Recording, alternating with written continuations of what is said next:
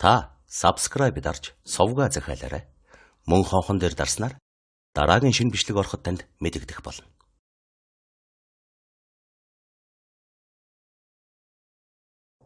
Таны сонсох сувг өгүүлж байна.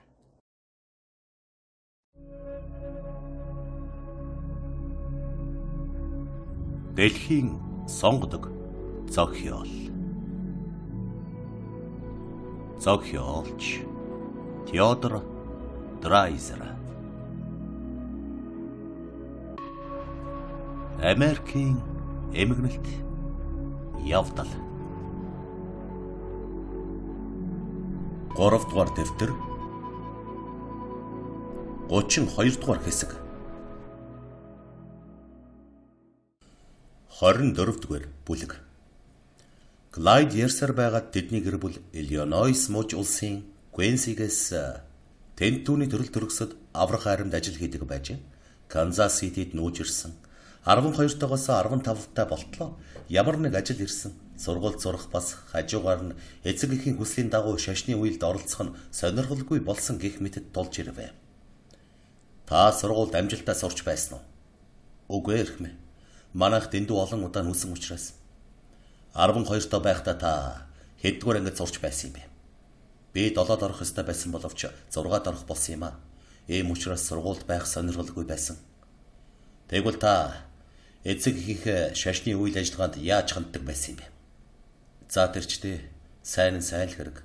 Гэхдээ би өдөш оройн цагаар гадаа гудамжинд содор унших дургүй байсан. Тэгээд Клайд цааш хямдхан бараатай мухлагт хэрхэн ажилласан. Сооттой ус хэрхэн худалдсан, хэрхэн сонин тараагч болсон. Эцсийн эцэст Канзас Сити дэх шилдэг зочид буудал Грин Дэвидсонд бичиг тараах болсон хүртэл юу хийснээ цөмийг ярив. За тэгвэл гээд Джеймсэн үгээ дутуу орхив. Тэрээр Мейсон Клайдад итгэхгүй байхыг олон анхааруулахыг эрмэлзэхдээ эвдэрсэн автомобиль дайруулж өгсөн охины тухайд хэтэрхий зууралдаж магадгүй. Тэгвэл Клайдын мэдүүлгээс үүссэн сэтгэгдлийг гутааж болно гэж бодсон тул эсрэг этгээдээсээ төрүүлэхийг боджээ. Байцаалтаа аяыг нь олж явуулсаар байгаа уг түүхийг аятайхан зөөлрүүлж болох нь эргэлзээгүй. Харин үүнийг Мейсны мэдэлд өгчвөл хамгийн том юм болгон босгочих болно гэж мэдэж байна. Иймээс Джеффсон. Та тэнд хэдий хэртэй болсон юм бэ? Гэлээ. Жил жаахан гарав. Яагаад тэндээсээ гарсан юм? Нэг золгүй явдал гарсан юм а. Ямар золгүй явдал гэж. Клайд эртнээс заалгаж цээжилсэн ёсоор охины өгсөн өөрийнхөө зүгтсэн зэргийн Мейсны ажлыг гэж бодож байсан бүх зүйлийг нэгднэгэнгүй хамгийн дэлгэрэнгүйгээр ярил. Одоо Мейсон Клайдыг хэлхийг сонссон дэмээл толгоос ихсэрч ёжтойгоор. Өөрөө хэлснээс хойш яа гихв мөн ч яваа тааруулжтэй гэж байлаа. Тэгэхэд Джеймсэн болж байгаа явдлын бүх ач холбогдлыг ойлгож эрхэм Мейсны шилдэг их бууны нэгийг жагсаалаас гаргалаа гэж өөрийгөө үзчихэ. Цааш нь асуусан. Тэгэхэд та хиттэй байсан юм бэ? 18-тай. Та доорх зүйлийг хэлэх гэж байна уу? Гээд энэ явдалтай холбогдсон олон юм асуухаа болж. Та өөрөө уг машиныг аваагүй. Бас уучраа хэлэхэд чинь танаа эцэг их даалтаа авч болохыг мэдээгүй учраас гэртээ эргэж очиж болно гэдгийг мэдээгүй хэрэггүй гэлээ. Эсэргүүцэж байна. Хэмээн Мейсон хашгираад наадах чинь Канзас Сити руу эргэж очиод эцэг их нь даалтаа авч болохыг юу гарч батлаагүй байна гэл. Хүлээж авлаа гэж шүүгч өндөрлгөөсөө хэлээд өмгөөлөгч итгээд байцаахта уг хэрэгт ойр байхыг хүснэ гэв. Асуултаа боллоо хэмээн Бэлнэп суудлаасаа хэлв. Үгүй эрхмэ. Би түүнийг мэдээгүй гэж юутаа чадхаа Клайд хариулж өрхөв. Юутаач гэсэн та энэ шалтгаанаас болоод Канзас Ситигээс гарч өөрийгөө Тенет гэж нэрлэх болсон гэж надад хэллээ гэж Джеффсэн асуув. Тийм эрхмэ. Марцнаас та Тенет гэдэг нэрийг хаанаас авсан юм бэ? Квинсэд байхдаа миний тоглодог байсан хүүхдийг тэгж нэрлэдэг байсан юм. Тэр чин сайн хүүхэд байсан уу? Эсэргүүцэж байна гэж Мейсон суудлаасаа хашгираад буруу байна. Уг хэрэгтэй огт холбогдолгүй зүйл байна гэв. Танаас тангартнуудад илхүүлэх гэж байгаагийн шал эсрэг их сайн хүүхэдтэй үерхдэг байсан байна. Тэгвэл миний асуулт энэ утгаараа уг хэрэгтэй бүрч холбогдож байна гэж Джеффсэн айхавтар ёжлов. Эсэргүүцлийг хүлээж авлаа гэж шүүгч Обервэлцэр хүнгэнтэл хэлв. Харин та тэр хүүхдийн нэр зээлдэд зогтож явах болгондоо энэ минь жинхэнэ Тенетэд эвгүй санагдаж Тэрч байтугай муу юм болно гэж таны толгойд ороогүй хэрэггүй. Үгүй эрхмэ. Тэнэт гэдэг нэртэй хүн түн бум байгаа биз гэж бодсон. Энэ үгийг сонсоод олон түмэн гинэн цагаанаар инээд алдах баймаар атал тэд Клайдад маш хатуу хандаж ихэд хорсон байсан тул шүүхийн танхимд тиймэрхүү хийсвэр юм гарахын эцэсгүй байжээ. Клайда, та сонсож бай. Гэт Джеймсэн олон түмний уур сэтгэлийг номхруулж чадаагүй гэмэдэн. Та ээжтэй хайртай байсан бидтэй тийм үү гэв. Эсэргүүцэл гарч харилцсан үг хаялцаад эцсийн эцэст асуултыг тавьж болох юм. Хуйлд харшим алга гэж үзлээ. Тийм ээ эрхмэ. Хайртай байлгүй яах вэ? Гэж Клайд хариулв. Гэвч жаахан эргэлцсэн нь олон түмэнд ажиглагдаад хоолоод нь ямар нэгэн торох шиг болж цээжэд дэлэгдэл амьсгаа аваад хүн дээр санаалдав. Их хайртай байсан уу? Их хайртай байсан эрхмэ. Их хайртай. Клайд одоо дээгүр харах зүрхгүй болсон байв. Ээж чинь таны төлөө чадах бүхнээ юм уу? Зөв гэж бодсон бүхнээ хийсэн байсан тийм үү? Тийм ээ эрхмэ. Тийм бол танд хэдийгээр аюултай, золгүй явдал тохиолдсон ч гэсэн цугтаж, тийм удаан хугацаагаар ээжээсээ хол байж яаж чадсан юм бэ? Та ээжтэй, би юу санснаас буруугүй, надад санаа зовох хэрэггүй, би Сахилга баттай байхыг ирмэлзэн ажил хийж явна гэж яагаад ганц үг дуулгаагүй юм бэ? Би тэгж бичдэг л байсан, харин гарынхаа өсгийг зурдаггүй байсан. Ойлголоо. Бас өөр ямар нэг аргаар өөрийнхөө сураг гаргадаг байсан уу? Гаргадаг байсан эрхмэ. Би нэг удаа жаахан мөнгө явуулсан $10. Гэртээ харна гэж юр боддоггүй байсан юм уу? Боддоггүй байсан эрхмэ. Намайг эргэж очвол баривчлах байх гэж айдаг байсан. Нэг үгээр хэлбэл хэмээн Джеймсэн үгээд тодосгож. Та оюун ухааны ба ёс суртахууны талаар хулчгар хүн байсан юм биз дээ? Миний нөхөр Бэлнэп тэгж хэлсэн байхаа гэв. Хэрэгтний мэдүүлгийг тангарахт нарт албаар тайлбарлах гэж байна. Бэ эсэргүүцнэ гэж Мейсон хашгиран яриаг нь тасаллаа. Хэрэгтний мэдүүлэгт ямар нэгэн нэмэлт тайлбарыг хэрэггүй мэдэж маш энгийн бөгөөд үнэн тул хүн бүхэнд ойлгомжтой байна гэж Джеймсэн бушуухан хэлээд орхив. Хөл аж авлаа. Цааш нь гэж шүүгч шавдуулва. Тэгвэл Клайда, та оюун ухааны ба зан суртахууны талаар аимхан хүн байсан учраас ийм боллоо гэж би ойлгож байна. Гэхдээ би таныг буруугүй юмны төлөө буруу шаамааргүй байна. Явж та ер нь өөрийгөө хийгээгүй шүү дээ, тийм биз дээ. Гэвч энэ үг дэнцэн хэрэг байсан тул шүүгч Джеймсэнд хандаж үгээ олж хэлхийг шаардва. Та нэг газараас нөгөө газарт Олтон, Перио, Блюмингтон, Милуоки, Чикаго гэдэл яваагүй газар үгүй хотын захад овооход сууж, сав суулга угааж, соотоос худалдаж, зөөвөрчин хийж, Тэнэт гэдэг худал нэрээр нуугдж явах үедээ үнэн хэрэгтэй Канзас Сити рүүгээ эргэж очиод хуучин албандаа орж болох байсан биш үү гэж Джеймсэн асуула. Эсэргүүцнэ гэж Мейсон хашгичин эргэж очиод хуучин газараа ажиллаж болох байсан гэсэн ямар ч баталгаа алга гэв. Хүлээж авлаа хэмээн Обервэлцер хэлв. Энэ үед Джеймсний хармаанд Клайдыг ажиллаж байхад Грин Дэвидсон зочид буудлын бичиг тараагч нарын дарга байсан Фрэнсис Скварсын захиа байсан ч гэсэн шүүгч мэдсэнгүй. Скварс бичгтээ хүний машин хулгайлаад давхиснаас өөр Клайдад муу юм огт байгаагүй. Клайд үргэлж нимба, үнэнч дуулууртай, гавшгаа ээлдэг байсан. Золгүй явдал тохиолдоход би Клайдыг лав тэр хэргийн хамгийн идэвхүй оролцогч байсан байх гэж бодсон. Хэрв эргэж ирээд болсон явдлыг сайхан ярьсан бол зочид буудалтаа үлдээх л байсан гэжээ. Гэтэл энэ бүхнийг уг хэрэгт холбогдолгүй гэж үзчихээ. Клайд цааш нь Канзас Ситид байхад аюултай болсон эвгүй явдлаас зогтон 2 жилийг энд тэнд тэнүүчилж өнгөрөөгд эцэст нь Чикагод ажил олсон. Эхлээд зөөвөрчин, дараа нь Union League клубт бичиг тараагч болсон. Анх ажилд ормогцол ээжтэй захиа бичсэн. Дараа нь ээжийнхээ зөвлснөөр авга ахта захиа бичгээр завдаж байтлаа. Гэнэт түүнтэйгээ тус клубт дайралцсан. Авган түүнийг лекүрхт эргэлсэн зэргийг цөмийг нь ярьлаа. Тэгээд хэрхэн тэнд ажиллаж эхэлсэн, яаж тушаал дэвшсэн, үеэл ах нь ба цехийн дарга хоёр фабрикийн ёс журмыг мэдэгдсэн. Эцэст Робертотой хэрхэн танилцсан, дараа нь X авгаатай яаж танилцсан зэрэг дэлгэрэнгүй ярва. Мөн Роберто Олдныг хэрхэн эргүүлж түүнийг өөртөө дурлуулж чадаад жаргалын дээдийг амслаа гэж бодож байсан. Гэтэл дурдатам X авгаа гарч ирсэн явдал түүнээс Робертод харьцах харьцаанд эрс өөрчлөлт гаргасан зэргийг хэлв. Энэ үед Роберто Клайдад маш их таалагдсан хэвээр байсан боловч Клайд урдын адил түүнтэй суугсан гэдэг хүсэлгүй болчихжээ. Энэхэн үед Джеймс Клайдын ярианд бушуухан оролцов. Учир нь Клайдын мэдүүлэгт гарсан тогтворгүй байсан явдал энд юуны тухайд хүрэлгүй ярих зүйл биш байсан тул тангарахтны анхаарлыг сарниулах гэж.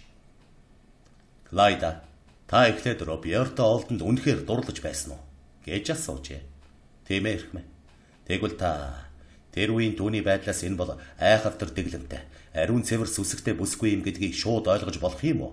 Мэдэх байсан байх шүү дээ. Тийм үү? Тийм ээ хэрхмээ. Би чухам тэгжил бодож байсан билээ. Хэмээн Клайд цээжилснээ яг давтав. Тэгэхээр та өөртөө болоод тангарахт нарт хэрхэн яагаад хаана эзээ таны сэтгэлд ховролт гарч бид бүхнийг нэгэд Джеймс ингэж хэлээд олон түмнийг нэгэнтээ тойруулан харж дараа нь тангарахт нуудыг зоримог ширүүн хүйтэн харцаар харжээ. Харамсан байгаа энэ байдалд хүргэснийг нэг их дэлгэрүүлээд яах вэ? Зүгээр нэг хамгийн ойлгомжтойгоор ярьж чадахсан болов уу? Хэрв та эхлээд тэр хүүхний талаар тийм өндөр сэтгэгдэлтэй байсан бол яагаад та тийм түргэн зурт ийм айхтар харьцаанд хүрэх болов? Бүх эрэгтэйчүүд мөн түүнчлэн бүх эмэгтэйчүүдийн үзлийн үүднээс ингэж харьцах нь нүгэл. Гэр бүлийн гадуур явдал гарах нь уучилж болшгүй гэмт хэрэг гэж үздгийг та мэдээгүй гэж үдээ. Джеймсний зөрөгтэй айхтар ёж үг нь ал майран намгүн болсон олон түмнийг эргэлзэн шуугуулахад хүргэснийг Мейсон Обервэлцер нар мэдээд хөмсөг атруулан бар гарц царайлгаа. Энэ юутай ирээгүй айхтар залуу вэ? Сүрхий ноцтой байцааж буй дүрээр залт санаа шургуулан нийгмийн үндэс шашны ба ёс суртахууны давхарх руу далдуурах халдал хийлсэн санааг яасан айхтараар гаргана вэ? Тэр Клайдын хариулахыг сонсон зоримог аимшиггүй бардам загсаж байв. Тийм ээ хэрхмээ. Би мэдчил байх шиг байсан. Тэгэхдээ би хизээж түүний дурыг татъя гэж бодоогүй. Өмнө нь ч хойно нь ч ердөөл түүнд дурлсан байсан гэж Клайд хариулва. Та түүнд дурлсан байсан уу? Дурлсан байсан хэрхмээ. Их дурлсан уу? Их. Тэр бүсгүй танд бас их дурлсан байсан уу? Тийм ээ хэрхмээ. Бүр ихнээсээ тэр үү? Бүр ихнээсээ. Түүнийг танд хэлдэг байсан уу? Хэлдэг байсан хэрхмээ. Тэгвэл тэр бүсгүйг Ньютоныхноос өөр газар нүүх үед энэ тухай гэрчийн этгээдүүд ярихыг сонссон биз. Та түүнийг ятгах ямар ч аргаар болов мэхэлж эсвэл шалтак зааж байгаад тэднийхээс нүү гэсэн биш биз дээ. Үгүй эрхмэ. Роберто өөрөө нүүхийг хүссэн юм. Харин өөр газар байр олж өгөөч л гэж надаас гуйсан. Таныг байр олж гэж гуйсан юм гинөө. Тийм эрхмэ. Яагаад тэгэх болсон юм бол? Яагаад гэвэл тэр бүсгүй хотыг тийм сайн мэдэхгүй учраас аятайхан хэрнэ үнэх юмд өрөө олж юу магад гэж намайг бодсон юм гэлээ. Та тэр гэлбинийхнээс авсан өрөөг зааж өгсөн үү? Үгүй эрхмээ. Би ямар ч өрөө зааж өгөөгүй. Тэр өөрөө олсон юм. Энэ бол яг цээжлэн бэлтгэсэн хариу байв. Та яагаад түн туслаагүй юм бэ? Би бүтэн өдөр чинь бас бараг бүх оройд ажиллаад завгүй байсан учраас тэр. Тэгээд ч гинийд ямар айлт суухаа өөрөө мэдсэн дээр гэж бодсон юм. Тэр бүсгүй гэлбинийд орохоос өмнө та тэр айлаар очиж исэн үү? Үгүй эрхмээ. Бүсгүйг нүүхээс өмнө чухам ямар өрөө авбал зохих талаар гэх юм уу? Орох гарах хаалга нь ямар байвал таарах? Дасаргаа бүглүү байвал дээрч гэх юм уу? Ёр тиймэрхүү юм түүнтэй ярилцсан уу? Үгүй эрхмээ. Би түүнтэй энэ талаар хизээж яриагүй. Жишээлбэл хүний нүдэнд харагдaltaхгүйгээр сэмхэн орчих. Мөн тэндээсээ өдөрч байг, шүнж байг, сэмхэн гарчих боломжтой. Тийм байр ав гэж та түүнд тулгаж юр зөвлөөгүй юу? Огт тэгээгүй. Түүнээс гадна энэ байшинд ороход маш хэцүү, хүнд мэдэгдэлгүй гарахад туйлын бэрх байсан. Яагаад тэрв? Тэр өрөөний хаалга гол хаалганы хажууд учраас орох гарах хүн ганцхан түүгээр өнгөрч гадны хүнийг андахгүй таньж болох байсан. Энэ хариуг бас л яг таг цээжилсэн байлаа. Тэглэж гисэн та сэмхэн орчихдаг байсан шүү дээ. Тийм ээ хэрхмээ. Бид ер нь эхнээсээ шийдэхдээ бид хоёр цуг яваагаа аль болох баг үзэгдүүлэх нь бидэнд сайн гэж ярилцсан юм шүү дээ. Нөгөө фабрикийн дүрмэс болоод тэрв. Тийм ээ хэрхмээ. Яг тэр дүрмэс болоод. Үүний дараагаар түүний амьдралд X авха бий болсноос шалтгаалan Робертотой харьцахад олон янзын бэрхшээл тулгарсныг ярьлаа. За одоо Клайда. X авхын талаар жаахан ярих хэрэгтэй боллоо.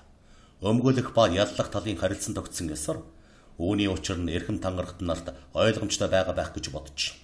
Уг хэрэгт огт буруугийн учраас нэрийг нэнд дурдах ямар ч шаардлагагүй учраас бид зөвхөн жаал цугаа юм тодруулах болно. Бид зарим асуудалд хандахдаа одоо амьд байгаа огт гин буруугийн хүүхний нэгэн адил талига чи нэр алдрыг бодож аль болох үнэн зөв боловсон байх хэрэгтэй. Хэрв Олдон авхай амьд байсансан бол үүнийг зөвшөөрөх байсан гэдэгт би итгэнэ. За ингээд X авахаа хувь гэвэл гээд Джеймсэн Клайд руу эргэж. Та түүнтэй Ликвүркт байхдаа бараг цаалбал өнгөрсөн оны 11, 12 дугаар сард танилцсан гэж хоёр тал үзэж байна. Энэ үнэн үү? Гэв. Тийм ээ хэрхмэ. Энэ үнэн гэж Клайд гонигтайхан хариулв. Та түүнд дорхноо л ухаангүй дурлсан уу? Тийм ээ хэрхмэ. Тэр үнэн. Тэр баян хүүхэн үү? Тийм ээ хэрхмэ. Сайхан хүүхэн биз. Бүгд тэгэж үздгийг би хэлж байна гэж Джеймсэн шүүх рүү бүхэлд нь хандаад Клайдын хариулахыг ерхүүл ээсэнгүй. Гэвч Клайд яг зээжлснийхээ дагуу. Тийм ээ хэрхмэ. Гээд хариулж ирэхэл.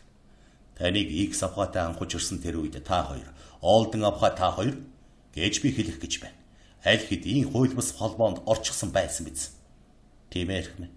Тэгвэл энэ бүхнийг анхааран үзвэл. Байснараа. Би эхлээд өөр нэгэн асууя. Бодоод үзье. Та X авахаатай дайралдах үед Роберто Олдонд дурлсан хэвээрээ байсан уу? Тийм ээ хэрхмэ. Би дурлсан хэвээр байсан. Үүнээс өмнө та Робертог хизээ нэгэн цагт өөрт чинь хүнд дарамт болно гэж ер бодоогүй юу? Үгүй ээ хэрхмэ. Робертогийн дурлал үерхэл урдын адил танд эрхэм бөгөөд сайн сайхан хэвээрээ байсан уу? Тийм ээ хэрхмэ. Ингэж хэлээд Клайд өнгөрснөө санаж яг үнэн имийг хэлсэн мэт байваа. Тийм ээ. Яг Сондротой уулзрахын өмнө Роберто тэр хоёр жаргалтай ажин дүжин байсан нь үнэн билээ. Та X авахатай уулзрахаас өмнө Олден авахаа та хоёрын хооронд ирээдүйн талаар ямар нэг төлөвлөгөө байсан уу гэдгийг хэлээч. Энэ тухай та заавал юм бодож байсан байж таарна, тийм үү? Бараг л үгүй. Клайд сэтгэл дүгсэндээ хадсан уруула игдүүцэн долоо. Би урдаас ер бодож байсан юм байхгүй. Өөрөөр хэлбэл Робертогийн хувьд муу юм ер бодоогүй. Роберто тиймэрхүү юм бодоогүй мэдээж. Би ерөөсөө л эхлээд урсгалаараа явсан. Бид хоёр адилхан ганц ардмал уучраас л тэгсэн байх л т. Ликвүркт түүний таних хүн байхгүй. Бас би ч танилгүй байл. Бас дээр нь фабрикийн дэглэм журам. Үүнээс болоод бид хоёр хаанч цуг байх аргагүй байв. Тэгээд бид хоёр нэгэнт ойртсон болохоор бүх юм урсгалаар явж би ч гэсэн, Роберто ч гэсэн энэ тухай ер ухаан зарахгүй явдаг байсан.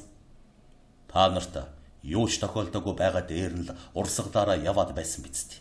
Ямар нэгэн тохиолдчихно гэж та хоёр боддоггүй байсан юм уу? Тийм үү? Үгүй эрхмэ. Аль тийм ч юм уу эрхмэ.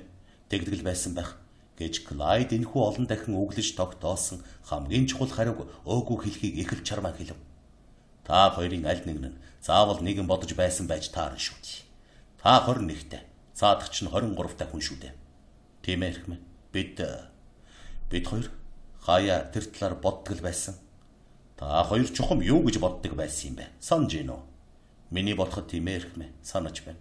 Би заримдаа бүх юм сайнаар эргэвэл их цалин авдаг болоод Роберто өөр газар ажил болбол түүнтэй хамт хаанч гэсэн ил явж болох юм.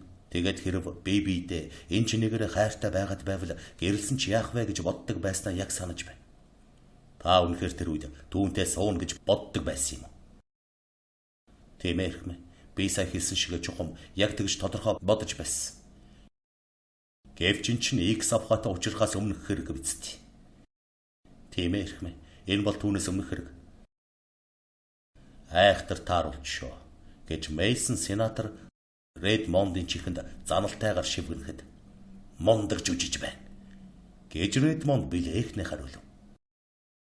Тэгвэл та энэ талаар ямар нэг тодорхой юм түүнд ярьдаг байсан уу? Үгүй эрхмэ. Санах юм алга. Тодорхой юм ер яриаггүй юм шиг байна. Юм шиг байна гэх юм алга. Чухам ярьсан уугүй юу? Аль нь? Ер нь аль нь ч бишээ. Би үргэлж түнд хайртайгаа хэлж дандаа хамт байхыг хүсдэг. Намайг хизээж хаяхгүй байх гэж итгэдэг гэх мэтэр хэлдэг байсан. Гэхдээ та түүнтэй гэрлэн гэдгээ хэлээгүй юм байгаа биз дээ. Үгүй эрхмэ. Гэрлэх дуртай гэж хэлээгүй. За тийм байж. Тэгвэл Роберто тэр юу гэдэг байсан бэ? Намайг хизээж хаяхгүй гэдэг байсан гэж Клайд хүч гарган хулгасхийн хэлэхдээ Робертогийн сүүлийн удаа хашгирсан, сүүлийн удаа харсныг санав. Тэгээд хармаанасаа алчуур гаргаж хүйтэн хөс болсон нүүр гарынхаа алгыг арчив. Сайхан жүжиг байна гэж Мейсон дооглон хэлэхэд айхтар гэж Редмонд хаашааш хэлвэ. Хэрв та Олден авахад тийм л хайртай байсан юм бол X авахатай учирмагц яагаад тэгж амархан харьцаагаа ховиргасан бэ гэдгийг хэлнэ. Таны бодол санаа өдөр болгон солигдож ховирч байхаар тийм тогтворгүй хүн гэж юу? Та гэж Джеймсон хүйтэн боловч гуйдаггүй асуув. Би энэ тухай өмнө нь бодоогүй байсан. Үгүй эрхмэ, би тийм хүн биш. Тэгэхээр та Олден авхаатай уулзгаас өмнө хэзээ нэгэн цагт хүнд ноцт ойгоор дурлаж байсан удаа би юу? Байгаагүй эрхмэ.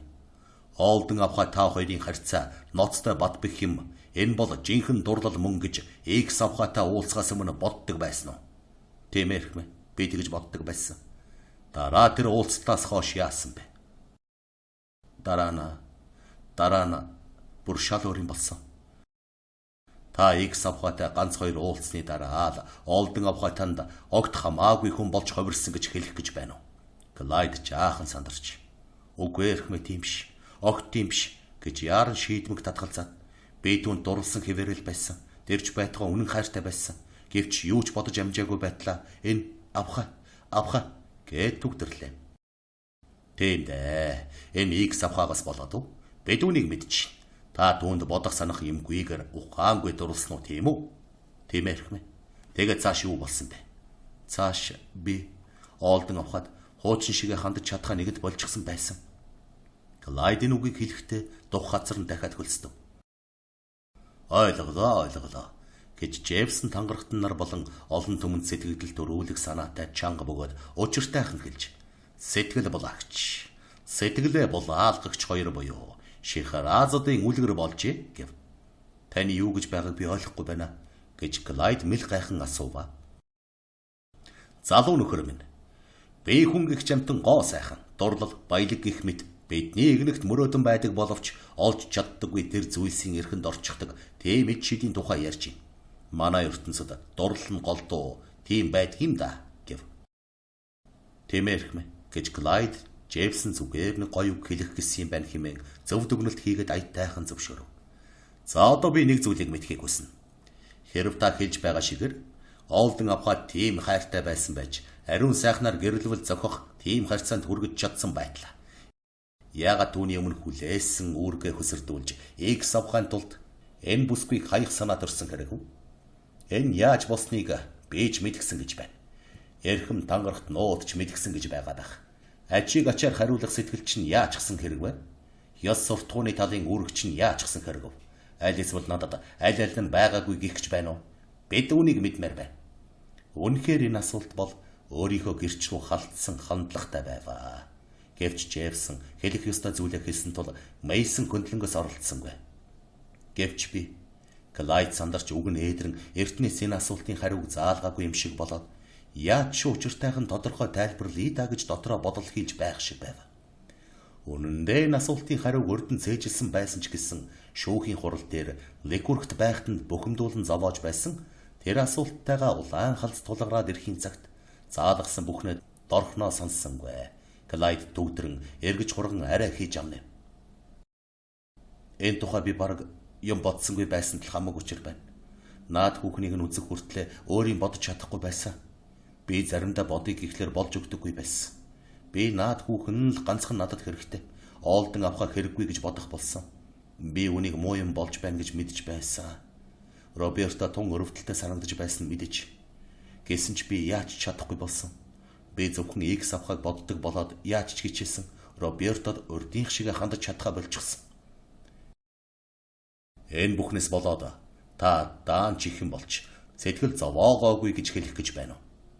Зовоосоо ирхмэ гэж Клайд хариулаад би муу юм хийж байна. Робертогийн төлөөч өөрийнхөө төлөөч маш их харамссан. Тэглээж гисэн юу хийж чадсангүй гэв. Клайд Джеймсны бичиж өгсөн үгийг яг давтжээ.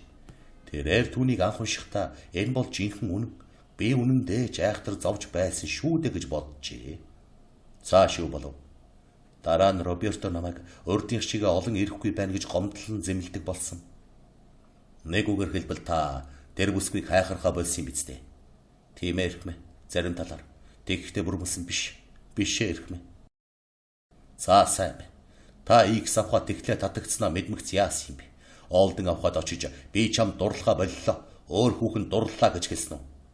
Үгүй. Тэгэхдээ хэлээгүй. Яагаад? Таныхаараа бол хоёр хүүхэнд нэгэн зэрэг дурлаж байна гэдгээ хэлэх нь үнэн ч бөгөөд ёс журамтай хэрэг юм биш биз? Тийм биш эрхмэ. Энэ юу нь яг тиймэр эхлэегүй юм. Би X авахатай танилцаж эхэлж байхдаа Түүнд юу ч хэлдэггүй байсан. Тэр ч зөвшөөрөхгүй байсан байх л.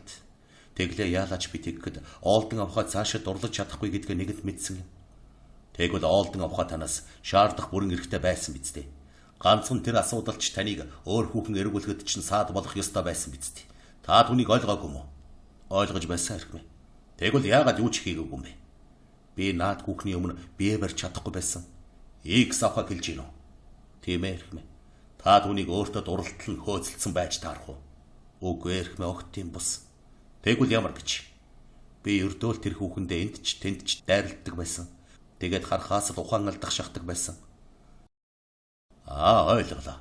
Тэгсэн хэрн та Олдон авахад очиж хуучин шигээ чамд хандхаа боллоо гэж хэлээгүй хэрэг. Үгүй эрхмэ тэгэхэд хэлээгүй. Яагаад тэр билээ? Би түүнийг гомдох байх гэж бодсон. Би түүнд битгий хэцүү байгаасаа гэж бодсон. За ойлголоо. Түүнд үннийг хэлнэ гэхэд танд оюун ухааны ба ёс суртахууны эрэлхэг зориг дутагдсан байж таарах нь. Би ер оюун ухааны ба ёс суртахууны эрэлхэг зориг гэдгийг ойлгохгүй байна гэж Клайд тийм тодорхой асуултанд жаахан эвгүйцэн хэлээд би өрдөөл түүнийг их өрөвдөг байсан. Дандаа уйлдаг болохоор нь үннээ хэлж зүрхлээгүй юм гэв. Ойлголоо. За тийм байж яах вэ? За би тэгвэл бас нэг юм асууя. Таныг Олдон авахаа цаашид дурлахаа боллоо гэдгээ мэдснээс хойш та хоёрын харьцаа бас л тийм ойр байсан хэрэг. Үгүй эрхмэ. Юу тач гэсэн удаагүй гэж Клайд ичингүүрэн бовтнов. Энд байгаа хүн бүхэн сонсож ээж минь Сондро ер нь Америк дахны бүх хүн миний юу гэж хариулсныг сонноос мэдэн дээ гэж бодвоо. Хэдэн сарын өмнө Джейвсон энэ асуултыг үзүүлэхэд Клайд юунд хэрэгтэй юм бэ гэж асуусан билээ. Тэгэхэд Джейвсон хүмүүжүүлэх ач холбогдолтой юм. Би амьдралын үннээс юухэн хийхнийг гэнэт асууснараа тангарахт нарыг санаанд ороогүй юмар нь сайн зохино. Тэгэх тусмаа бид таны өмнө байсан зорилгыг тэдэнд сайн ойлгуулж чадах болно. Гэвч та энэнд нэг их санаа зовсны хэрэггүй. Цагаа болоод ирэхэд та зөвхөн асуусан асуултанд хариу өгөөрэй. Бусдыг нь бид даана. Бид юу хийхээ мэднэ гэж бил. Тийм ч учраас Клайд үгээ өргөж дүүлэн. Би Икс авахатаа учирснаас хойш Олдон авахад урдийнх шиг харьцаж чадхаа болсон. Тиймээс аль болох цөөхөн уулзахыг эрмэлзэх болсон. Гэтэл үүнээс хойш тун удаагүй байтал түүнд гайд дайралтсан. За тэгэд гээд үгэн тасалт. Ойлголоо. Энэ явдал бараг цаалбал хэдий дайралтсан бэ? 1-р сарын сүүлээр. Тэгэд юу гэж? Энэ асуудал гараад ирэхийн үед би ийм шалтгаанд холбогдсноос хойш түүнтэй гэрлэх нь миний үүрэг гэдэг санаа танд төрсөнгүй юу? Үгүй. Ер нь тийм нөхцөлд үгүй. Өөрөөр хэлбэл түүнийг тэр асуудлаас гаргаж чадвал гэх гэж байна. Яагаад үгүй гэдэг блэ?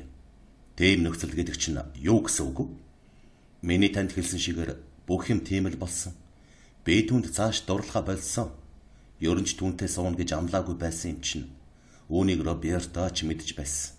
Ийм ч учраас эхлээд түүнд тийм байдлаас гарахад тусалж дараа нэгэнд чамд сэтгэлгүй боллоо гэдгээ хэлэх нь ямар боловч зүйтэй гэж үтсэн юм. Тэглэж гисэн та түүнд тусалж чадаагүй биз дээ. Тийм ээ хэрэг. Гэхдээ зөндөө оролцсон.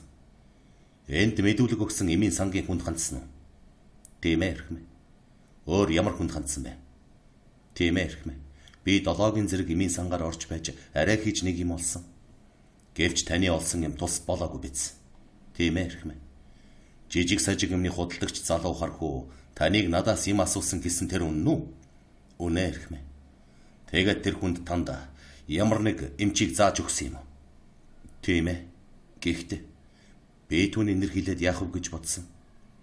За яах вэ? Нэрийг нь хэлэхгүй байж болно. Харин Олдон авахаг эмчид явуулсан уу? Тэгсээр хэрэг. Тэр чинь ганцаараа явсан уу? Эсвэл та цуг дагалдаж явсан уу? Би зөвхөн түүнийг хаалга хүртэл хүргэж өгсөн. Яагаад зөвхөн хаалга хүртэл билээ? Яагаад гэвэл үнийг бид хоёр хоёулаа ингэхэн дээр гэж тогтсон юм. Тэгэхэд би мөнгө багтаа байсан. Надтай хамт хоёулаа биш, Роберто ганцаараа орвол эмч хямд үнээр тусалж магадгүй гэж бодсон юм. Чөтгөр. Миний ганц айлгах асуудлуудыг хулгайлаад авчихлаа шүү. Гриффитсийг бажигдуулна гэж бодож байсан ихэнх асуултыг мань шүүрээд авчихлаа шүү. Гэж Мейсон бодож байв. Мейсон сэтгэл төвшингүй игэр нуруугаад нийлгэв. Энэ үед Берли, Редмонд, Эрл, Ньюком нар одооцом Джейвсны санааг ойлгож байлаа. Ойлголоо. Магадгүй таны энэ харилцааг авгах чинь юм уу? Икс авахаа дуулчихаас та айж байсанд Бас хэргийн учир байгаа юм биш биз? Тийм ээ. Би биш ээ. Бид хоёр энэ тухай боддогч, ярьдагч байсан. Роберто миний ямар байдалд байгааг мэддэгч байсан. Гэхдээ X авахын хувьд яриа байгаагүй юм байгаа биз дээ. Үгүй ээ. Тийм юм байсангүй. Яагаад? Яагаад гэвэл чухам яг тэр үед энэ тухай түүнд хэлээд тусгүй гэж би бодсон. Тэгвэл хэтэрхий сандрах байсан биз. Би түүний ажил явдал цөм зүгээр болохыг хүлээхээр шийдсэн юм. Тэгээд эрхийн цагт түүнд бүх үннээ хэлээд орхиё гэж бодсон уу? Та үүнийг хэлж гин үү? Тийм ээ. Хуучин шигээ түүнд хандаж чадхаа боллоо гэж нэгэнт үзвэл. Тийм ээ хэрхмээ. Гэхдээ бүсгүйг ийм байдалтай биш болсон хойно юм байгаа биз дээ. Тийм болсон. Эрхмээ. Тийм бос.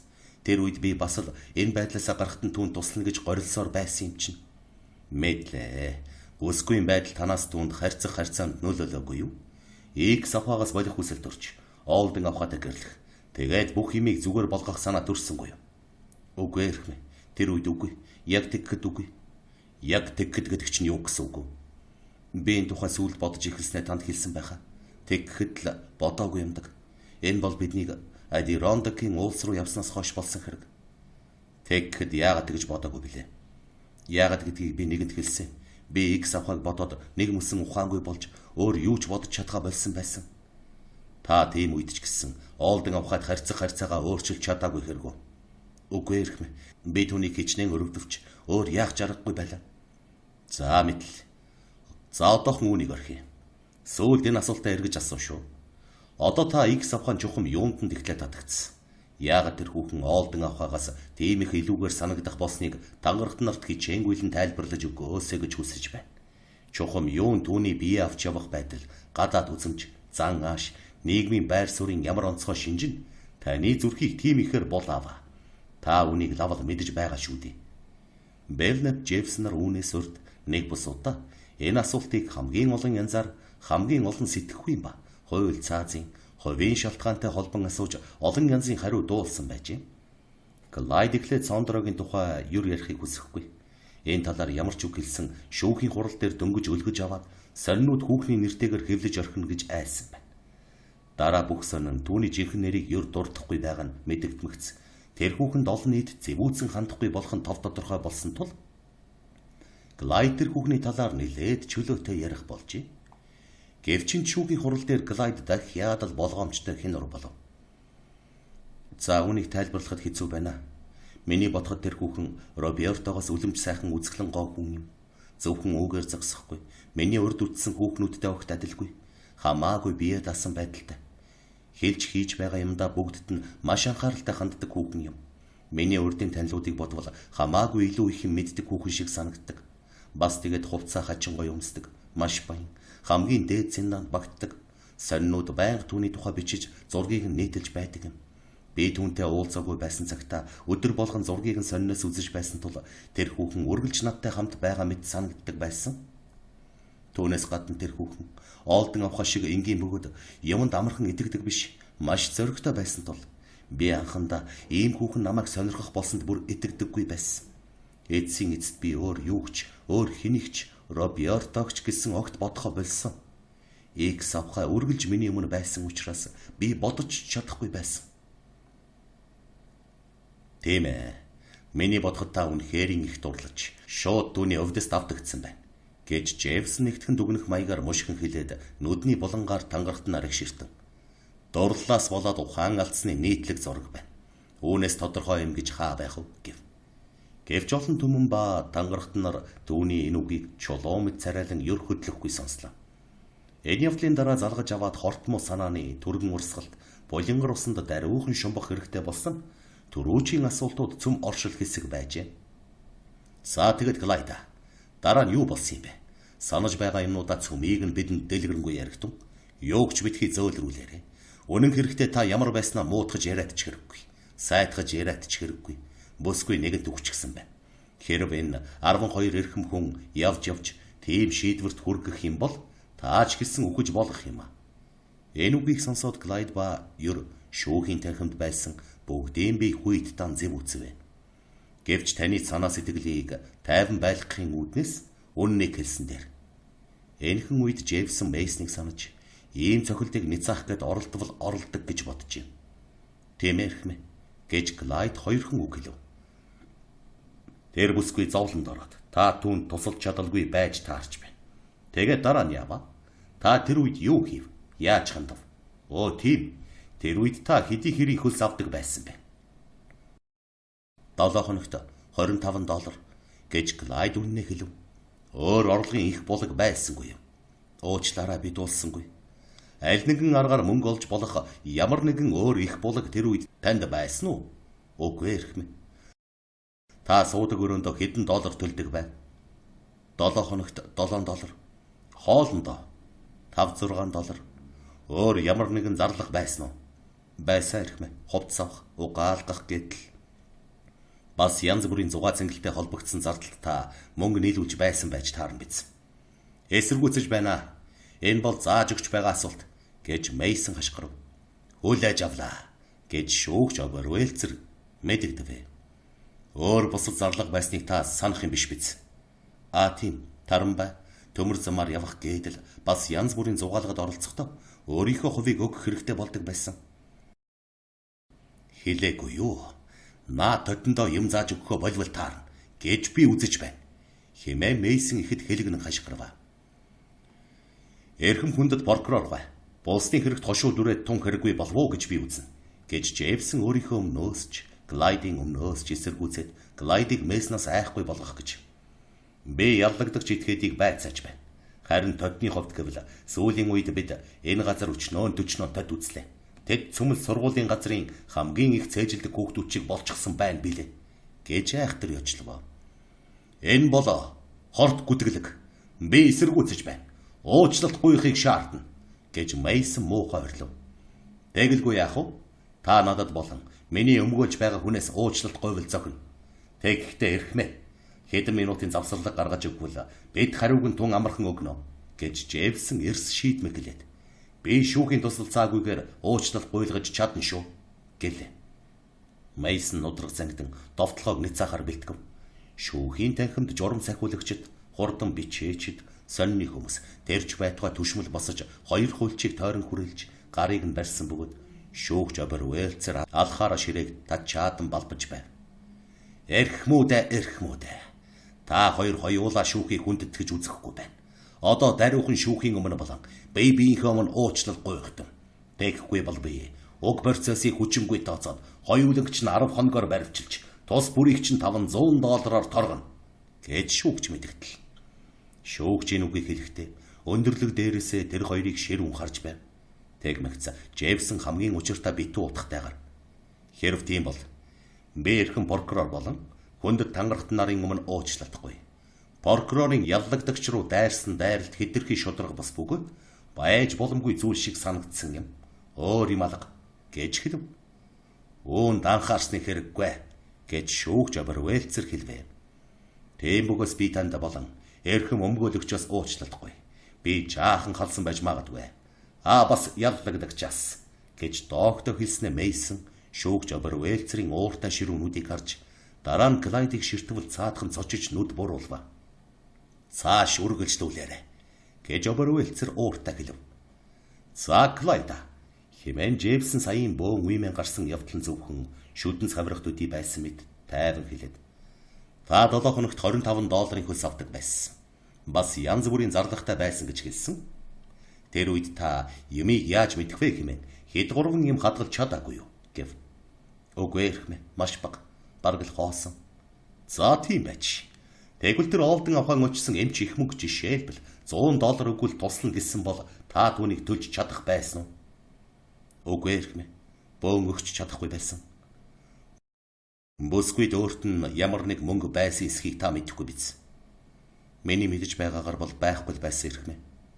Тэгвэл та яаж түүнд туслая гэж бодож байсан юм бэ? Хэрв тэр ч юм уу, би ч юм уу, нэг маань эмч болоод тэр эмч хүлээн гэвэл хэд гурван мөнгө хойш тавин зовоолн тоолж болох юм гэж бодож байсан. Мэдлээ. Та үнэхээр тгий гэж бодож байсан уу? Тийм ээ эрхмэ. Тэгэлгүй яах вэ? Энэ тухайга та бүсгүйд хэлдэг байсан уу? Хэлдэг байсан эрхмэ. Тэр ч үнийг мэддэг байсан. Гэтэл таач бүсгүйч тус болчихмоор эмч олоогүй байна. Тэгээд цааш юу болсон бэ? Тэр үед та юу хийсэн? тэгэхэд бүсгүй намайг өөртөөгөө суугаасаа гэж хүссэн. Даруйхан уу? Тийм ээ эрхмэ, даруйхан. Түүнд та юу гэж хариу өгсөн? Би одоохон суучгаж яагаад ч чадахгүй гэдгээ хэлсэн. Үүний тулд надад мөнгө байсангүй.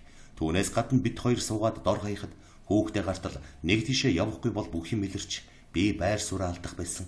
Роберточ гэсэн ажилгүй болох байсан. Яагаад тэр билээ? Манай хамаатнууд яагаад? Тэд лав намайгч гэсэн, Робертогч гэсэн фабрикта байлагмааргүй царайтай байсан. Ойлголоо. Та тэр хоёрыг хоёулангч нь ажил тэнцэхгүй гэж үзэх байсан биз дээ. Ямар ч л гэсэн би тэгж боддог байсан. Тэгээ цааш нь юу болов? Би түүнтэй хамт нэг тийш явж гэрлэх ёслол хий гэсэн чи хүрэлцэх мөнгө надад байсангүй. Түүнд ч байсангүй. Тиймээс би эхлээд ажиллаж байгаа газараа орхиж өөр газар ирж олсны дараа сая Роберто над дээр ирж болох байлаа. Түүнээс гадна би үүнээс өөр газар өдий хэрийн мөнгө яагаад ч олохгүйгээ мэдэж байсанд хамаг учир байна. Зочид буудлын алба яагаад вэ? Та тэр ажилдаа эргэж орё гэж бодоогүй юу? Хэрв ямар нэг зөвлөгөө өгсөн бол тэгж болох байсан ч байж магадгүй. Гэвч би эргэж очихыг хүсэхгүй байсан. Яагаад тэрв? Би тийм ажил дахиад хийх дурггүй байсан юм а. Ер нь тэгж амьдрах сонирхолгүй санагдсан. Ер нь юу ч хийх хүсэлгүй байсан гэж хэлэх гээд байгаа юм биш биз? Та тийм бодолтой байсан гэж үү? Үгүй эрхмэ юргүй. Хэрв Роберто хүүхэд гаргатлаа түр эндээс явж надад ликүрхтэй байх бололцоо олговол би аль болох даруухан амьдарч түүнийг мөнгө олж чадах болтол нь хойш тавьсан бүхнээ явуулж бай гэж бүр аль хэдийн шууд хэлсэн бил. Гэвч та түүнтэй гэр бүл болохыг бодоогүй юу? Үгүй эрхмэ. Би тэр үед гэр бүл болох үнэхээр аргагүй байсан. Энэ тухайд тэр танд юу гэж хэлсэн? Тэр зөвшөөрөөгүй. Би энэ чигээрээ байж чадахчгүй, байхыг хүсэхчгүй. Чи заавал надтай суух ёстой гэсэн. Мэдлээ. Даруйхан сууя гэсэн хэрэг үү? Тийм дээ. Юудач гэсэн удахгүй сууя гэсэн. Тэр жаахан хүлээхийг зөвшөөрсөн боловч надтай суугаагүй байсан цагт хэрхэвч явахгүй гэсэн. Та дүнд нэгэнд хайргүй болсон гэдгээ хэлсэн үү? Тийм эрхмэ. Бараг л хэлсэн. Бараг л гэдэг чинь юу гэсэн үг вэ? Би гэрлэх дургүй гэдгээ хэлсэн. Тэгээд сүүлд намайг хайргүй болсныг тэр мэдсэн л дээ. Үүнийг өөрөө ч хэлдэг болсон. Тэр танд хэлдэг болсон уу? Тэр үед үү? Тийм эрхмэ. Хэд ч хэлсэн. Тийм. Наадах шин бидэнд энд уншиж өгсөн бүх захианд байсан шүү дээ. Тэгэхээр Робертог явахгүй гэж шийдвэртээ татгалзахад та юу хийсэн бэ? Би яахыгаа мэдэхгүй байсан. Би түүнийг гэртээ харахыг ядгаж чадчих магадгүй. Тэгвэл өөрөө мөнгө хөрөмтлүүлэхийг хичээ. Тэгэд Роберто гэртээ харсан хойноо намайг өөртөөгөө суух маш дургүй байгааг ойлгож ч магадгүй гэж бодсон. Клайд төгдөрч дууга хураава. Ингэж худалд хэлэхэд хэцүү байжээ. За цааш нь яриарай. Үнэн үг хэлэхэд хэцүүч үед явдал тустай гэдэг үгийг санаарай. Би бас Робертог улам их хайхад одоогийнх шиг олон таван үггүй биш болчихж магад гэж бодсон. Та өөрөө айхгүй байсан уу? Айж байсан эрхмэ. За цааш нь яар. Ингээд би цоглуулж амжсан бүх мөнгөө түүнд өгөхөд би аль нэг хүнээс мөнгө зээл авахыг оролдоод үзье гэж бодож байсан. Тэр явахыг зөвшөөрсөн. Надтай сууя гэхээ болж магадгүй гэж бодсон. Тэгээд өөр хотод очиж суугаад би эндээсээ туслаад байж болох юм гэж бодсон. Мэдлээ. Гэвч Роберто үнийг зөвшөөрөөгүй биз дээ. Үгүй шүү. Тэгэхдээ гэрлэхгүй гэснийг зөвшөөрөөгүй. Харин гэртээ очиж нэг сар болохыг зөвшөөрсөн. Би ганцхан надаас сал гэж ятгах чадсангүй. Та тэр үед юм уу? Түүнээс эсвэл урд эсвэл хойнч чиний хойноос очино. Тэгээд хоёулаа гэр бүл болно гэж хэлсэн үү? Үгүй эрхмэ. Хизээч тэгж хэлээгүй. Тэгвэл та чухам юу гэж түүнд хэлсэн юм бэ? Мөнгө олмох цоол. Гэснээ Клайд ичиж сэтгэл хөдлсөндөө хэлэн ээдрэн. Бараг залбал сарын дараа хойноос ч очино. Энэ бүхнийг дуустал түр зур нэг тийшээ явна гэж хэлсэн гэв.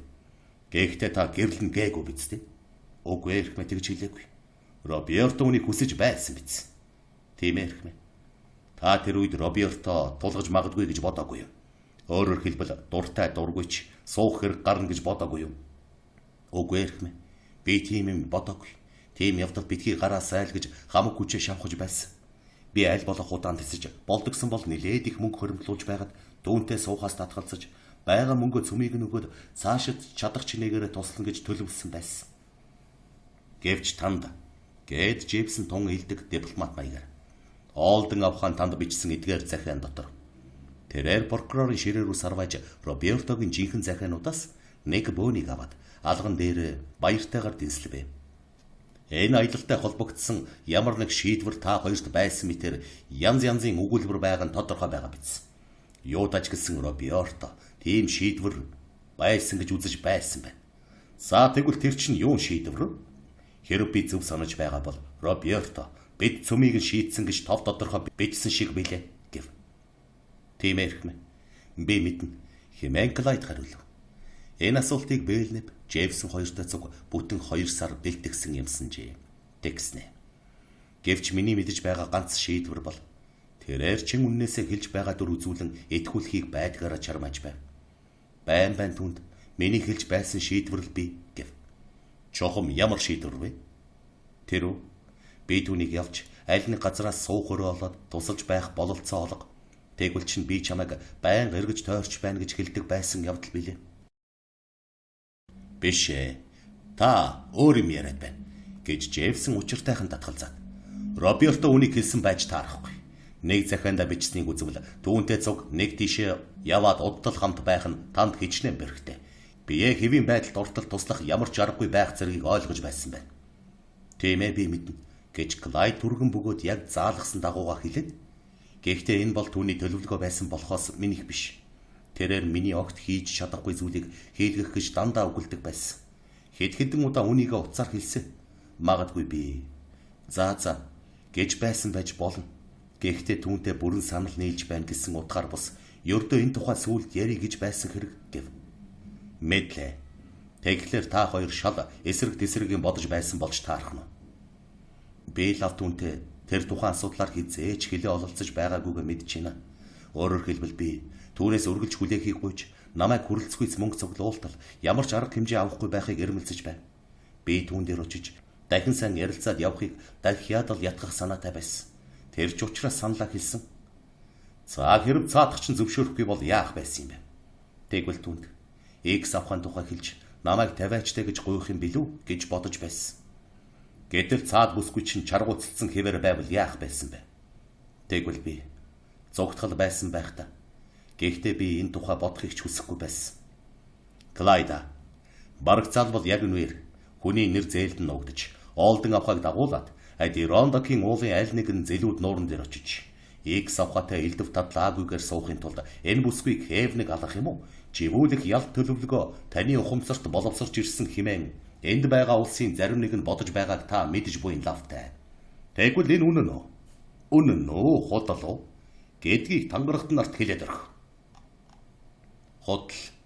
Худлаа. Түүнийг ёр ямар нэг хүнийг алъя гэж хизээж бодож байгаагүй. Хэмээн Клайд энэ үгээ аль болох сэтгэл хөдлсөн, элтэд ойлгомжтой маягаар хэлээрэ гэж заалгасан ёсоор Мэрийн саналынхаа түшилгийг бацлан үнэхээр элэг эмтрэм эсэргүүцэн хэллээ.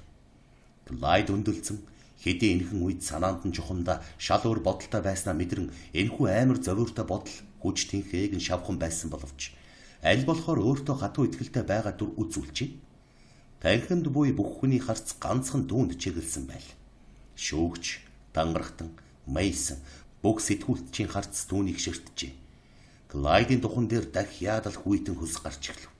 Клайд байж сууж ядан омголцсон эмгэн уруула хэлнийхээ үзүүрээр норгож хоолой нь хатсан тул албаар шүлсээ залхив. Ийхүү Робертогийн гэртээ хараад бичсэн захиануудаас эхлэн Клайдыг хойноосоо ирэхийг шаардсан. Хэрэг бүтэхгүй бол Ликургт буцаж очоод илрүүлнэ гэж занал хийсэн сүүлчийн захиа хүртэл Джеймсон байж болцошгүй гэгдсэн хорт бодол гэмт хэргийг үе шат болгоноор алхамаар гаргаж Клайдын эсрэг гэрчилсэн бүхнийг аль болох үйц буруулан бүрмөс нь яцаахыг оролдчихъя. Клайд Роберто захиа бичээгүй явдлыг сэжигтэй гэж үзлээ. Тэгвэл Клайд хамаатнасаа өөрийнхөө ажлаас ёр ертөнцийн бүх юмнаас айсан байна. Робертото тохиролцсон фондо дахь уулзалтын хувьд ч мөн тийм ээ. Тэр үед түүнд ямар нэгэн тодорхой газар руу явах ямар ч төлөвлөгөө байсангүй. Аль нэг газар хаан л бол хаан Робертото уулзаж салах хэрэгтэй гэдгийг л ятгах юмсан гэсэн бүдэг бадаг бодол байж юм. Гэвч 7 дугаар сар гараад түүний төлөвлөгөө нь бас тодорхойгүй хэвээрээ байсан тул хотоос гадагш гарч хямдхан үнэтэй цуслангийн газар очвол яасан бэ гэдэг бодол толгойд нь орж ирсэн байна. Роберто Утикад байхдаа хойд талын нууруудын аль нэгэн рүү очие гэж өөрөө хэлсэн билээ. Тэнд зочид буудалд байхдаа хэд хэдэн газрын зураг зам заасан ном олжээ. Энэ бол их л гайтай баталгаа байв. Учир нь тэр зам заасан номуудын нэг нь хавцсан дээр Ликург гэсэн зочид буудлын тамхтай байсан бөгөөд үүнийг Мейсон олсон тул тэгж ярихыг нь сонсон дотроо бодолтой сууж байж. Гэтэл тэр тамгыг Клайд юр хараагүй юмсан ч. Клайд Ликургээс гарахдаа маш болгоомжлон хотын бүр захаас гарсан юм. Өөрийгөө болон Робертог олны нүднээс хамгаалахын тулд энэ аяллаа нуухыг оролцсон гайхах юу байх билээ? Чухам энэ учраас хоёр өөр вагонд явсан. Эрхэм Голден эхнэрийн хамт гэж бичүүлсэн болон бас бус бултсан булзааруулсан явдлууд цөмөл мэдэгдэхгүй өнгөрхийг хичээснээс болсон юм. Хоёр шляпны хувьд гэвэл хуучны нь муухай болоход шин тохирох малгай хараад л авсан хэрэг. Тэгээд хожим нь аюул болох үед малгайгаа хаяад байсан шинийгээ өмссөн зүгийн хэрэг. Бас түнд гэрэл зургийн аппарат байсан бололтой. Тэр яах вэ? 6 дугаар сарын 18-нд анх Грэнстоныхын руу айлчлан очихдоо түүнийг авч явсан нь үнэн. Үүнийг минийх биш гэж эхлээд татгалцсан нь цорын ганц шалтгаан буюу Робертогийн огт санаанд оромгүйгээр үгсэнтэй холбогдуулан худал гүйтгэгдэж магад түүнээс мултрахад бэрх болно гэж айснаас болсон юм. Түүнийг ой дотроос баривчилсан минутаас эхлэн хүн амны хэрэгт холбогдуулсан бөгөөд тэртээ тэргүй золгүй аяллаас айн хэрд хийсэн Клайдад эхлээд хамгаалах, өмөөрөх, ганц үг дуурах хүн байгаагүй тул юу ч хэлэхгүй байх нь хамгийн сайн арга байх гэж бодсон учраас тэр үед бүх юмыг үг үсгэж байжээ.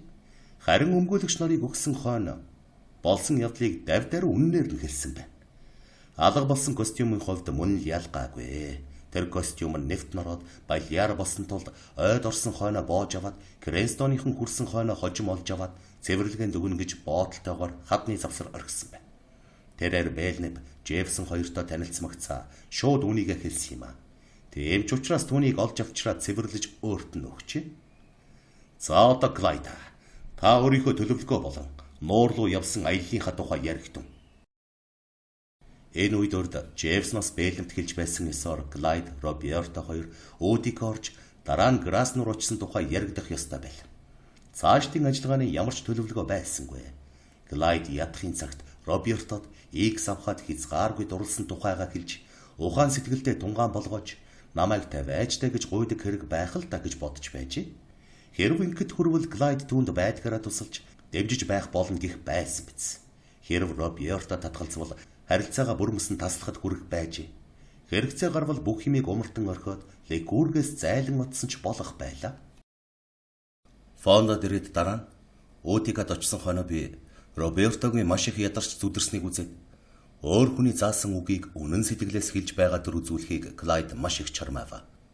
Бас нэг л арчаагүй болж орхисныг мэдмэгц тунч өрөвдсөн. Тэгээд цааш нь.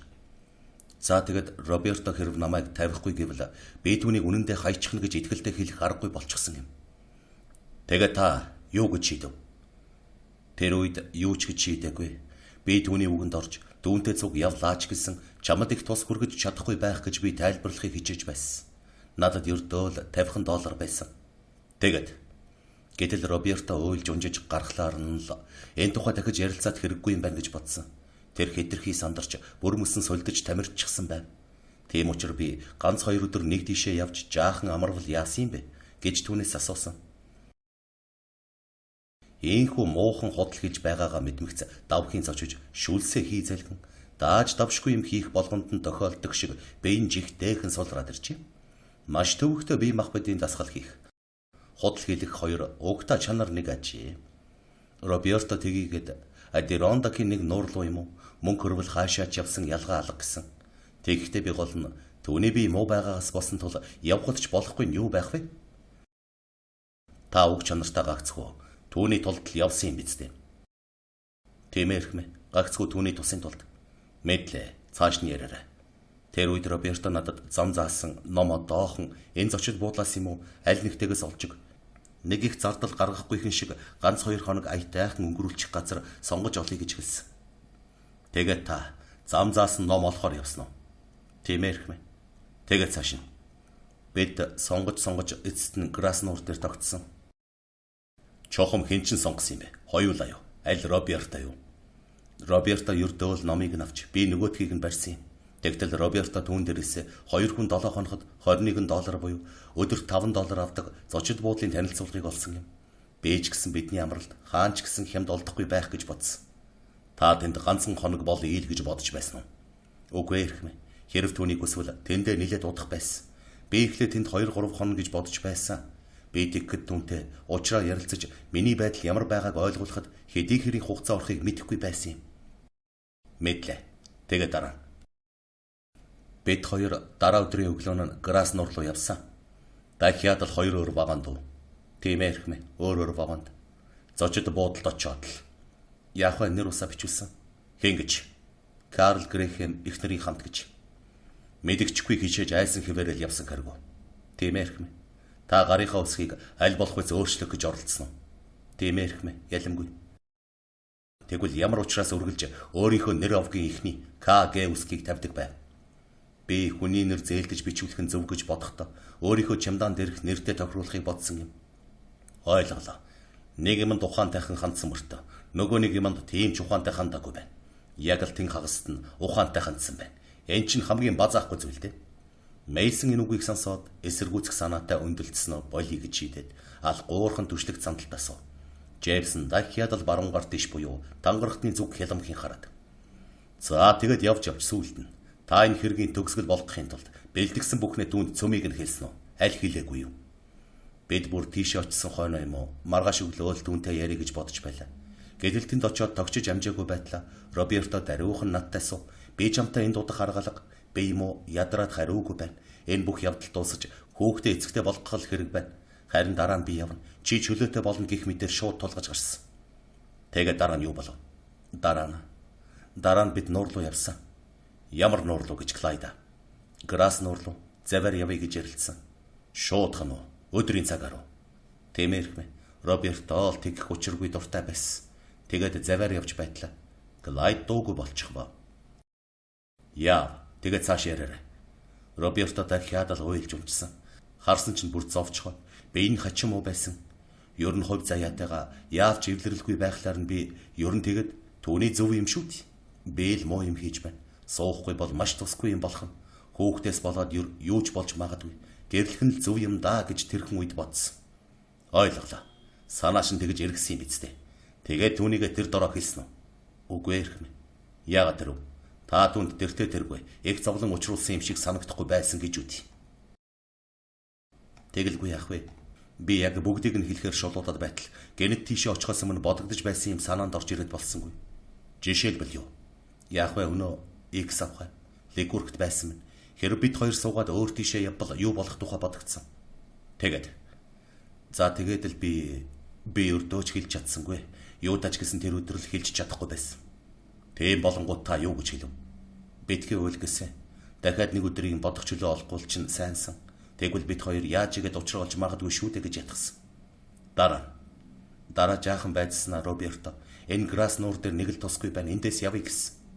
Цаадах чинь тэгсэн үү? Тийм ээ. Бид дахиад зам заасан ном үзлээ. Би тэр үед зочид буудалд дайралтсан нэгээрээс энд ямар нуур байдгийг асуусан юм л. Тэр хүн ойрхон байгаа хамгийн сайхан нуур бол биг битэр юм гэсэн. Би нэгэнтээ тэнд очиж үзсэн байсан болохоор Робертод энэ тухай хэлж нөгөө хүний хэлснийг бас ярихад Роберто тийшээ явсан гэлээ. Ийм учраас та нар тийшээ явсан юм уу? Тийм эрхмэ. Өөр ямар шалтгаан байгаагүй юу? Үгүй эрхмэ. Ямар ч. Тийм. Тэр нуур Грас нуураас урагш орших тул тэргүй энэ замаараа буцах ёстой байсан юм. Ойлголоо. Энэ явдал 7 дугаар сарын 8-ны пүрэв гарагт байсан уу? Тийм эрхмэ. За тийм байж. Клайд та сонссон байх. Энэ таныг зэмлэхтэй. Биг битэр нуур руу олдон авахыг дагуулж очсон явдал бол гагцхүү урдаас төлөвлөсөн хорт санаа буюу түүнээс салах, түүнийг алах, амьтны нүднээс далд зилүүд бөглүү газар олж гэрэл зургийн аппаратаар юм уу? Сэлүүрээр ч юм уу? Аль эсвэл мод чулуугаар цохиод живүүлэх бодлоготой байсан гэл. Энэ талаар та юу гэж үзэж байна? Энэ үнэн үү худлаа? Худлаа эрхмэ. Энэ ёстой худал гэж Клайд дажгүй татгалзаад юуны өмнө би тийшээ өөрийн дураар очоогүй. Гагцхүү Грас нуур түүн таалагдаагүй учраас тийшээ очсон юм. Одоо болтол Клайд түшлэг цамдалтаа уруу царайлан суусан бол одоо нуруугаа цэглэн урд хилэгдсэн ёсоор тангарахтнаар болон олон түмнийг чадах ядхаараа хэнэггүй улаан цайм ширтжээ. Би түүнд тал засахыг л хамаг хүчээрээ чарамсан. Түүнийг жаахан ч болов сэтгэлийг нь сэргээхсэн гэж бодсон. Тэр өдөр та түүнийг урд өдрийн хишээгээл өрөвдөж байсан уу? Тийм ээ хэрхмээ. Арай ч илүү өрөвдсөн байх. Та энэ үеэр цаашид юу хийхийгээ бүрмөсөн шийдсэн байсан уу? Тийм ээ хэрхмээ. Чухам юу гэж шийдсэн юм бэ? Үнэнчил бай гэж шийдсэн. Би үнийг шүнжин бодоод түүнтэй ёсноос гадуур харьцвал надад ч түүнд ч ямар муу юм болохыг нь ойлгосон. Тэгэхгүй бол амиа хорлно гэж Роберто хэд хэдэн ч удаа хэлж байсан юм чинь. Тэгээд өглөө болоход би юу л болбол болтугай өнөөдөр л аргалыг гэж шийдсэн байсан. Энэ бол Грас нуур дээр болсон хэрэг. Пүрэв гарагийн өглөө зочид буудалд байх үеэс. Тийм ээ хэрхмээ. Олдон авахд чухам юу гэж хэлэхээр бэлтгэсэн бэ? Би чамд их муу юм хийлээ. Тун харамсалтай байна. Чиний санал зөв гэдгийг би мэдчихэв. Миний үннээ хэлсний дараа ч гэсэн чи надтай сууна гэд байвал би чамтай цуг явж гэрбүүл болно. Гэвч эхлээд би чамд ямар учраас өөрөөр харьцдаг болсноо хэлье. Би өөр хүүхэнд хайртай болсон. Одоо ч хэвээрээ байна. Юу яаж чадахгүй болцоход байна. Чамтай суусан суугаагүй. Тэр л хэвээрээ байхтаа гэж хэлнэ гэж бодсон. Суусан суугаагүй гэж хэнийг тэрв? Олдон авахыг хэлж гэнэ. Тийм ээ хэрхмээ. Би тэр хүүхнийг бодохгүй байж чадахгүй байгаа учраас өргөлж түүнд дурлах болно. Хэрвээ энэ Робертод ялгаагүй юм бол өөртөө нь хуучин шигээ дурлахгүй ч гэсэн суу. За энэ л байна. Тэгвэл X авах яах хэрэг вэ? Би түүнийг бодсон. Гэхдээ тэр бол амьдрал хангалуун учраас энэ явдлыг даах нь амархан байх гэж бодсон. Түүнээс гадна Роберто намайг тавьчих магадгүй. Тэгвэл жирийн сайн нөхөд хэвээр үлдээд би түүнд чадах чинээгээр туслана гэж бас бодсон. Та жохом хаан гэр бүл болох ёс хийхээ шийдсэн үү? Үгүй эрхмэ. Гэхдээ би бийг битэр нь Грас нуур хоёрын цаана хэдэл бол хичнээн хот байдгийг мэдчихсэн. Та энэ бүхнийг хийхт X авахад юу өөрчлөн хэлэхгүйгээр гүйцэтгэе гэж бодсон хэрэг үү? Үгүй эрхмэ, яг тийм бас. Хэрв Роберто намайг бүрэнсэн тавихгүй бол надад хэд хоногийн чөлөө өгөх байх. Тэгвэл би X авахад очиж цөмийг нь хилээд эргэж ирж болох байх гэж найдаж байсан. Харин Роберто эс зөвшөөрвөл яах вэ? X авахад захаа бичиж учир юм болсныг тайлбарлаад Робертотой гэр бүл болох байсан. Ойлголоо. Гэвч Клайда бусад олон эд мөрийн баримт дотроос энд Олдон авахын хармаанаас олдсон захиаг гаргаж үзүүлсэн шүү дээ. Тэрхүү Грас нуурын зочид буудлын тамхтай цаасанд бичигдсэн. Ээжийнх нь хаяг тавьсан захианд Олдон авах хадамд очих гэж байгаагаа бичсэн байна. Та тэр нэгэн өглөө Грас нуур дээр явахдаа түүнтэй гэр бүл болно гэдгээ баттай хэлсэн гэж үү? Үгүй эрхмэ, яг тийм бас. Гэвч би бүр өглөөнөөс эхлээд энэ өдөр бол чи бид хоёрын хувьд шийдвэрлэх өдөр болно. Надтай гэр бүл болох хэсгээ өөрөө шийдэх хэрэгтэй гэж хэлж явсан билээ. За ойлголоо. Тийм учиртай юм би гэж Джеймсон асар их амс хийлт авсан юм шиг эмсэглэн хэлв. Энэ үед Мейсон, Ньюком, Берли, сенатор Редмонд нар туйлын их анхааран сонсож байсан тул арай л нэгэн зэрэг юутай бузар хэрэгвэ гэж дуу алдчихсангүй. За одоо бид яг аялсанд хүртэл тулж ирлээ. Энд гэрчийн этгээдүүд таны алхам тутамд юутай хар бодол, хорт санаа өвөрлөж байсныг хэлснийг та сонссон. Одоо би чухам юу болсныг та өөрөө бүгдийг нь яриасаа гэж бодож байна.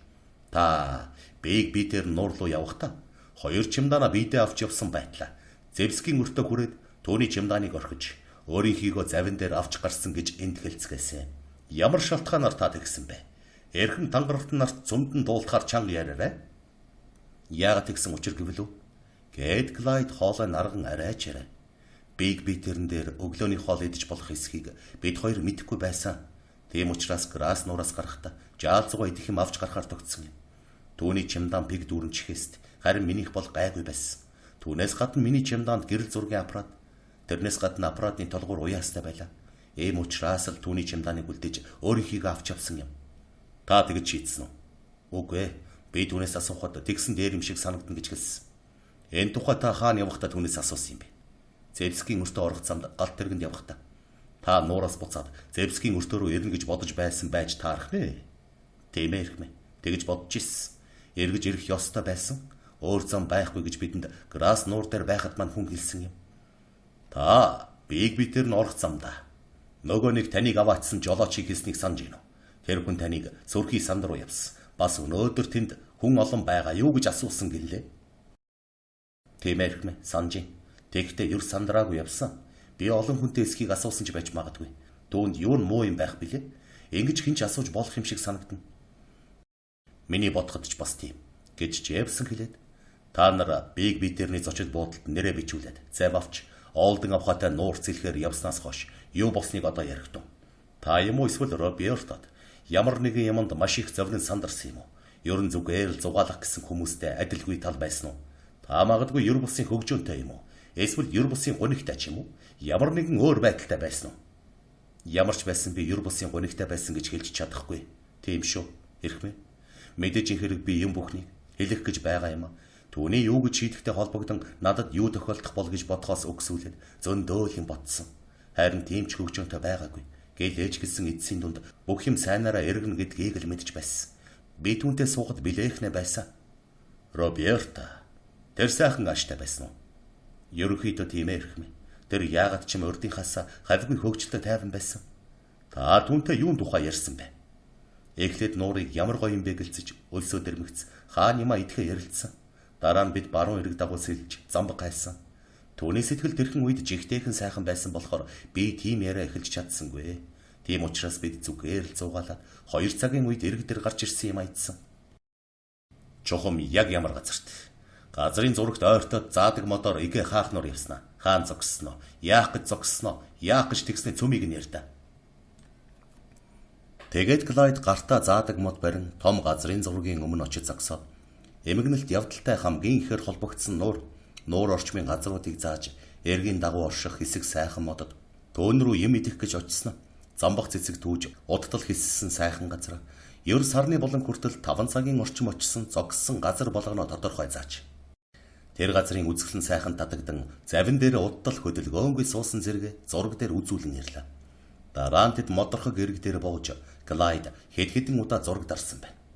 Энэ үед Клайд товт X авахын тухай Робертод хэлгсэн гэж бодож эцсийн шийдээ өгөөжтэй гэж гуйхыг завдал хийлэн байж. Тэгснэ тэр хоёр эрэг дээр чемдана орхиод дахин эргэс холдож завин дээрээс хэдхэн зураг дарахын тулд 2-3 минут болсон байна. Эргэн тойронд жигтэйхэн намгүй тэнгэр талбуун байсан агаад зав гэлгар усан дээгүр хөнгөн гулсаж байж. Яг нь үер Клайд сэтгэлдээ бодсон бүхнээ уудлан гаргах зүрх орсон байна. Клайдыг эхлээд ярихад Роберто маш их айн гашуудсан бололтой аяархан мэгшин уйлснаа. Дараа нь ингэснээс үгсэн минь дээр би юутай ховгүй вэ гэж. Гэвч Клайд бийж гисэн үнэндээ өөрийгөө буруутай гэж үзэж байна. Энэ нүглээ арилгахад бэлхэн байна гэж итгүүлэн хэлбэл Роберто гэнэт шал өөр болоод инээж хөвжиж тэгснээ санаанд ороогүй байтал баярлан талархсандаа тэм үлчээ. Роберто гараа урагш сунган Клайдын хөлд унах гэсэн юм шиг юм уу? Хүзүүгээр тэрхийг гүссэн мэт зүтгэсэн байна. Гэтэл тэрхэн зур хөлөөрөө юм уу? Блатара нэг юмд тэглэн бүдэрсэн. Энэ үед Клайд гартаа аппараттай хിവэр. Джейвсэн үнийг сүүлчийн минутанд бас нэгэн болгоомжлог арга хэмжээ болгон оруулахар шийдсэн юмсан чи. Мөн өөрцгүй сандран мэгдэн босож унгалгүй тэрэн авахар ухас хийжээ. Роберто аппаратыг нүүр гарын аль нар зогсныг мэдэхгүй байна. Юутай чадхаа тэр хоёрын юу ч бодож амжаагүй байтал хоёулаа усан дунаад зав хөмөрөхдөө Робертог зогсон бололтой байл. Энэ нь түүний бөглөрч ухаан алдсан тодорхой байна. Би түүнд хашгирч завинд хүрч түүнээс барьж аваач гэж мэдгдсэн боловч энэ үед зав холдчихсан байсан. Бас Роберто миний хашгирахыг дуулаагүй юм уу? Ойлгоогүй бололтой. Тэрээр учиргүй ус цоглон сарвагнаж байсан тул эхлээд түүн рүү очиж зүрхэлсэнгүй. Дараа нь сэлж арваад юм уу? Түүнээс илүүгүй сэлээд дөхөж очиход Робертогийн толгоо усанд орж нэгэнтээ цухуугаад дахин далд орсон. Энэ үед зав урсгал даган 30 юм уу 40 фут холдсон байсан тул би тэр хүртэл Робертог чирээд аваачиж чадахгүйгээ мэдсэн юм. Тэгээд би өөрөө эрэг рүү сэлэхгүй бол үхэх нь гэдгээ мэдсэн. Клайдын цааш ярьснаар үзвэл эрэг дээр гарч ирмэгц гэнэт юутай амир с ิจ гтэй байдалд орчихсноо ойлгосон байна. Учир явдал ямар айхавтар эрг вэ? Ёр энэ аялал ихнээс аваад ямар муухай харагдах бол гэдэг бодол төрсөн гэн. Клайд зочид буудалд худал нэр бичүүлжээ. Өөрийнхөө чимдан авсан хэрн түүнийхийг орхисон байна. Бас хэрэг буцаж очивол цүмийг нь хэлэх хэрэг гарна. Түүний Робертотой ямар учиртай байсан нь олон мэдэгдэж хамаг амьдрал нь өрн таран болоод X авахыг фабрик дахь ажил нийгмийн байр сууриа цүмийг нь алдна гэсэн үг. Хэрв дуугүй байх юм бол би тэгэхэд хамгийн түрүүнд үнэхээр тэгж бодсон гэж андгаалж байлаа. Түүнийг мөн адил живсэн гэдэг бодол төрүүлж магадгүй гэж боджээ. Ийхүү ямар ч аргаар Робертог амьдруулж чадахгүй гэдгээ мэдээд бас хүнд хэлбэл өөрт нь ноцтой эвгүй байдал тулгарч Робертогийн нэрч гисэн шившгтэй юм болно гэж бодоод хав дарахаар шийдсэн байна. Ингээд бүх мөрөө баллах санаатай нойтор хувцаатай айлж бацаад эвхэж чемдаандаа сайтарч игчээ.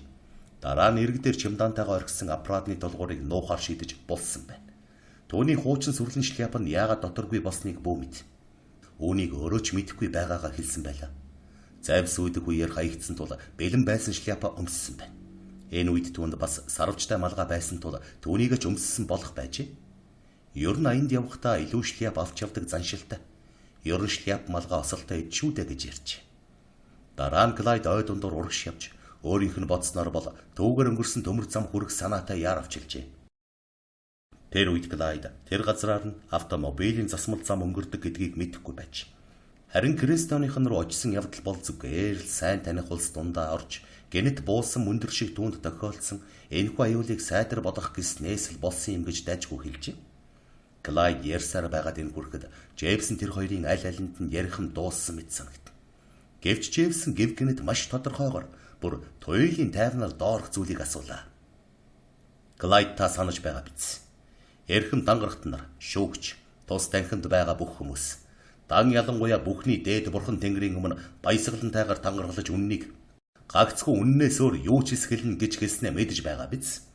Үүнийг юу гэсэн үг болохыг та ойлгож байгаа биз? Тийм үү? Тийм ээ эрхэм, ойлгож байна. Роберто Олдонтой завин дээр байх үедээ түүнийг зохиоогүй гэдгээ бурхны өмнө тангаргалах уу? Тангаргалнаа. Би түүнийг зохиогүй. Завны твш дээгүүр авч шидээгүй юу? Үгүй гэдгээ тангаргална. Ямар нэгэн аргаар санаатай хорт бодол гарган зав хөмрүүлэх юм уу? Өөр аль нэг арга хэрэглэн Олдон авахыг хөнөөхийг оролдоогүй юу? Үгүй гэдгээ тангаргалъя гэж Клайдийн сэтгэл хөдлөн галтай цогтой хэлв. Энэ бол золгүй тохиолдол. Миний санаа бодлын оролцоогүйгээр болсон гэдгийг та тангаргалж чадах уу? Тийм ээ чадна. Хэмээн Клайд худал хэлв. Өөрийнхөө амийг аврахын төлөө тэмцэж байхдаа зарим зүйлийг үнэн хэлж байна гэдгээ мэдрэв. Үнэн дээр ээж түүний санснаас шал өөр гэнэт санаанд ороогүй байтал энэ хэрэг болсон юм чинь. Энэ талаар тангараг тавьж болох байлаа. Энэ үед Джеймс хүчрхэг том гараараа нүрээ нэгэнтээ хэлээд тангарагт нар ба шүүгчийн зүг ээлдэг бөгөөд төвширтэж нэмхэн уруула учиртайхан жимэлгээд яллагч итгээд байцаалтаа орж болно гэл.